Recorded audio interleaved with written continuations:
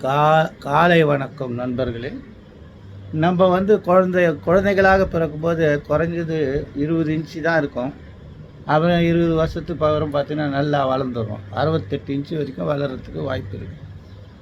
அதுக்கப்புறம் வளர்ச்சி இல்லை, கொஞ்சம் கொஞ்சமாக வளர்ச்சி இருக்குது. இது எல்லாம் சுரப்பிகள் தான்.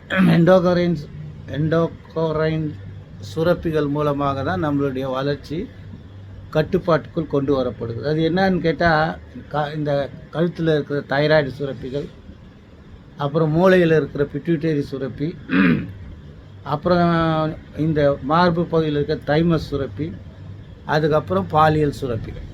இதை வச்சு தான் நம்மளுடைய வளர்ச்சி இருக்குது. என்ன பார்த்தீங்கன்னா, இந்த பிட்யூட்டரி மூளையில் இருக்கிற பிட்யூட்டரிக்கு நல்லா வளர நம்ம கை கால்கள் நீண்டாக வளரக்கூடிய வாய்ப்புகள் இருக்குது. அது ஒரு வேளை அது ஒழுங்காக வேலை செய்யலைன்னா குள்ளமாக இருக்க வேண்டியது தான். இதுதான் முக்கியமான விஷயம். அதுக்கப்புறம் பார்த்திங்கன்னா 25 வயசுக்கு அப்புறம் நம்ம வந்து 35-40 வயசு வரைக்கும் கொஞ்சம் கொஞ்சமாக வளருவோமா. 1 இன்ச்சு 10 வருஷத்துக்கு 1 இன்ச்சு.